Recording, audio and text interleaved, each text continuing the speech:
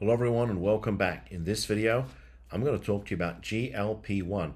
Now, I think I've made videos about GLP-1 in the past and specifically how it relates to weight loss, the potential abuse, and how GLP may or may not be a contributor to some type of behavioral health issue that has to do with this.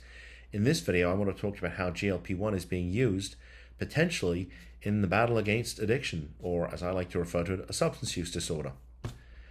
A 2026 study published in the Lancet, which is, I guess this is a school newspaper. This is the University of South Carolina. I'll put a link to this article in the description for the video.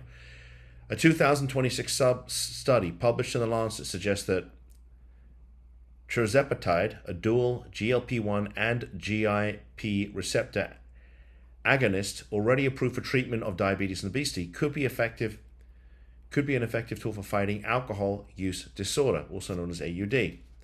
The work is being conducted as part of a National Institute on Alcohol Abuse and Alcoholism preclinical program, in which a small number of labs tested potential AUD medications in controlled animal models before advancing them to human trials. There were anecdotal reports that these drugs, which are principally used for the management of diabetes, were found to reduce appetite for alcohol, which led people to wonder if there's the potential for these medications to be useful for the treatment of alcohol use disorder and perhaps other substance use disorders. He continued.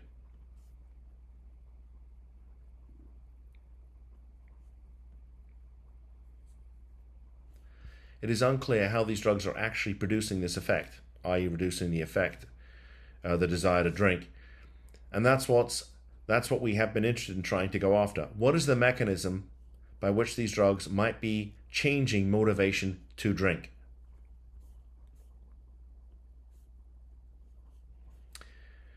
Becker, I guess he's involved in the trials here. This is the individual. Becker said there are currently more than a dozen ongoing trials of GLP-1 dual agonists for alcohol use disorder, largely focused on whether these drugs could reduce drinking and identify which patients most benefit from this treatment strategy. But they don't explain how the drug works. Okay, I'll let you read this for yourself, but you get where we're going with this.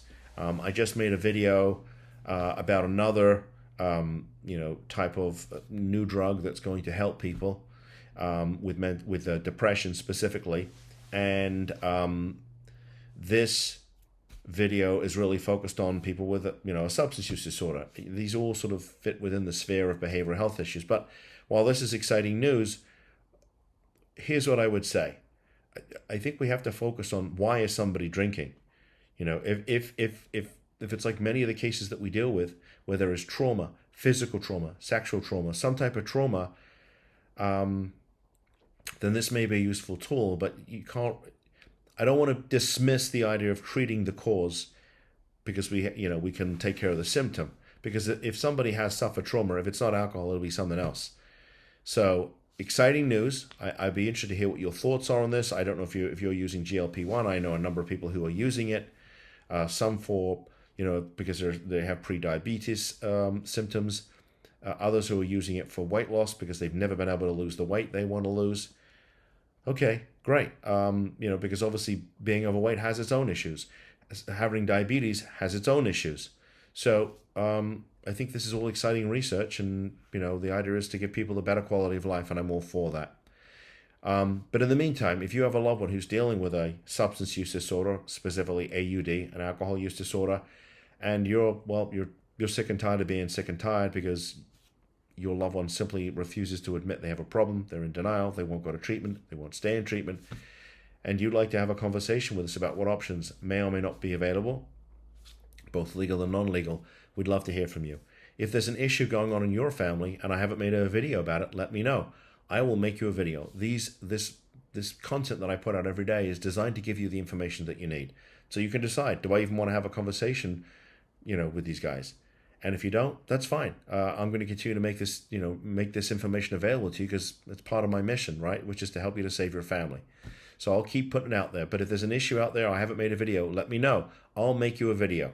Because if it's affecting your family, chances are it's affecting somebody else's, and I want to make sure you get the information you need. not what's on Google, not what's on ChatGPT, right? Information based on speaking to thousands of families over the years. And if you like this content, please give me a thumbs up. And if you want more of this content that I make for you every day, please subscribe to the channel. And with that said, thank you for tuning in. I'll see you in the next video. Bye-bye.